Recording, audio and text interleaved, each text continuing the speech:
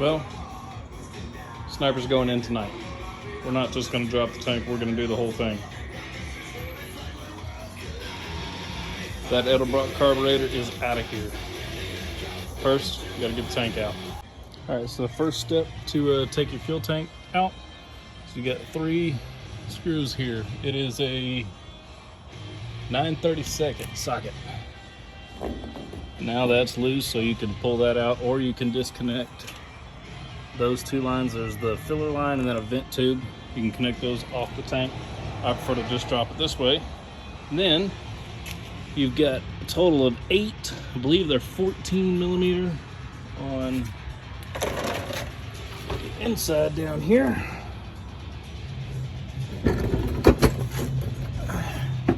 So you got those 4 there.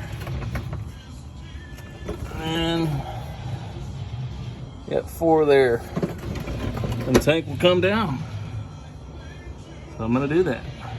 All right, so once you get your 4 bolts loose, buy a transmission jack. This is a Harbor Freight transmission jack, and I have used that thing. It is more than paid for itself, and I don't even know how many times now. But it's worth the purchase. So get it on some kind of jack. Once you take out your 4 bolts and you take out your filler neck, start lowering it down. You're not gonna be able to go all the way to the ground because you're gonna have your fuel hoses that come over the over the frame rail right there. You see that there? Since I'm replacing all this, I could give a shit about it. Plus it's all kinds of hard, dry rotted. They needed to be replaced regardless. If you're gonna drop the tank, replace your lines anyways. It's much easier, and then you can also leave a little bit of length in your new hoses, and that'll allow you to get it down much easier. So yeah, now I'm gonna clean this up, pull this ring off, and pull this sending unit out, and see what we got. All right, so I had a little bit of a fight with the fuel system. That is in. Just finished putting the Sniper itself on. So I always run a little bit of a spacer. Then you got your Sniper unit. I have factory linkage put on. The progressive linkage is installed. And so as you can see, when you touch the throttle, see how that secondary is not moving until here. That's what helps with the drivability. That's the whole reason I put that progressive linkage on these, is that right there. It helps a lot with drivability. So when the 1-to-1 is on, when the primary moves, secondaries open up. So it's like a madman. Got my bracket on there for the throttle cable. This throttle cable is insanely long, and I don't like the way that looks. So that's only temporary. But I had to put the head unit on so I can run my fuel line and put my hoses and stuff in. I've got the return back here is capped off. I got to put all my vacuum ports on the back, but this is on, and this is on for good. I don't plan on taking this back off. Next is going to be getting the fuel tank back up in its place, run my fuel line up, connect it to there, and then we'll get to wiring the Sniper and fuel system. Got a little bit more progress here. So we got all my vacuum lines, the front here going in, my vacuum lines for the transmission, and my vacuum for the distributor. I went ahead and skinned that line there too, so it didn't look so ugly. The mechanical fuel pump down there is out, fuel lines are out, and the block off plate is installed. So I've been kind of putting it off, but now that's really got to go back in the truck, because it can't really do much else until that's in, run my main fuel line, then it's all about wiring, and I hate wiring, so that's why I'm putting it off. But getting close to running out of shit to do, so here we go. All right, so now we're on to the fun part, and that is the wiring. So the first harness that we're going to deal with is going to be the accessory harness. It's the 10-pin. So depending on what you're going to run, these are your wires here, color, and what they do. I only need the orange, light blue, light green, and dark brown, since that's all I've got. We're going to do this for the vintage air. That's going to be the AC kick. So when the AC kicks on, the Sniper compensates for that and it bumps the throttle. We are not going to be using the yellow. we are going to be using the light blue and the light green for fans, electric fans. I've got an electric fan. We do not need the gray, the white, or the tan. Tack output, obviously, we're going to have to connect that to our HEI. So what you do is you don't just cut the wires off, you depin them. So you take them out of the actual plug itself. See, here's the plug. And then I've got it running all along here, and it's going to come down here to my fan relay. And then it'll plug in to that plug back there, back behind. The next harness we're going to talk about is your most important harness. This is your 7-pin. These here are what they do. So we don't need the yellow. We don't need the dark green. We don't need the violet. We are going to need the fuel pump, battery, and battery. When this says battery, positive, battery, negative, you run these 2 lines straight to the battery, nowhere else. This right here is going to be our fuel pump trigger. This light pink one, I'm sorry, the pink one here is 12 volt, so we need to run that keyed. That's key power, so we need to run that to key power. We are not using the yellow or the green and purple there. So that'll be the next one that I clean up and kind of route. I have absolutely no clue how I'm going to run those wires yet. I'm trying to not add more crap here, because once vintage air goes in, all of this up here is going away. It'll be a nice smooth firewall, so trying to find a way to run it all cleanly and make it look right. But yeah, guess what I haven't done yet? To say that I haven't been on the struggle bus is it would be a lie to say that this is easy. The main thing that's kicking my ass with this truck was the fuel level sender wires under the truck.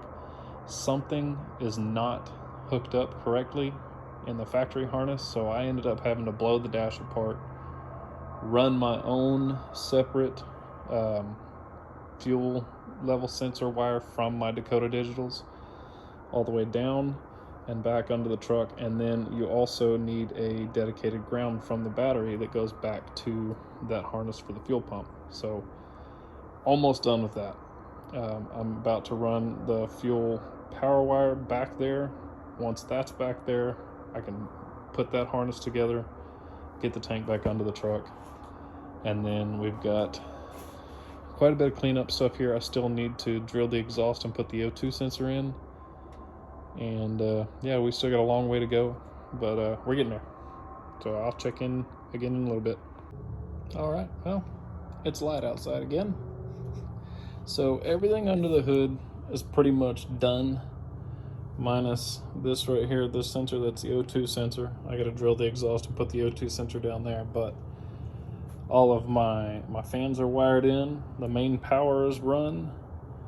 I've got everything hooked up there for the back, for the tach signal, all of it. It's all done. So main wires are here. They run down, go up, go under the intake, and then come up, and the fuse and the relay and stuff is in between the sniper and the distributor. I've got my wires from my electric fans running in that. The tach signal and everything is all back there, and then I've got one back in there.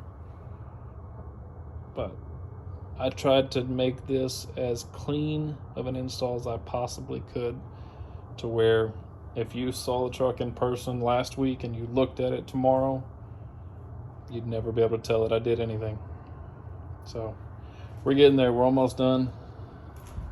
Still haven't touched that yet, but my fuel pump relay wire, the trigger wire, is back there to the back. Everything's hanging. All I have to do is throw 4 bolts in that, plug in the harness, and run my fuel line.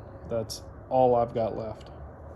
So got probably, I'd say, 2 hours, and then we will hear it start.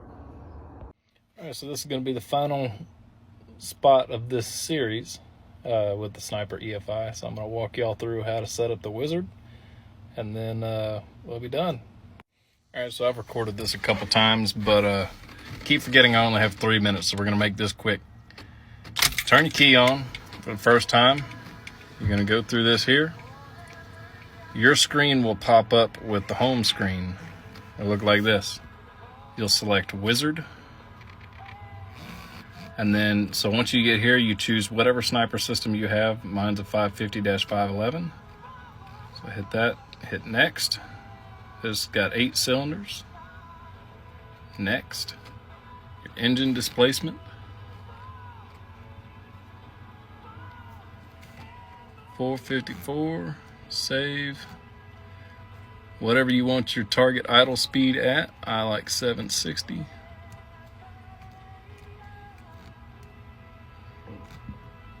You'll choose your cam type. This one's got a stock mild cam.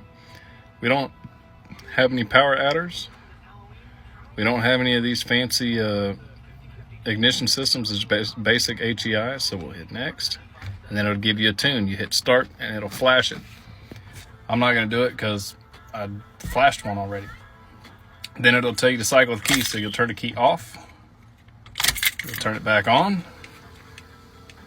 You'll hear your fuel pump kick on, and then go to initial startup, make sure everything on here is good, and turn the key. It'll fire up.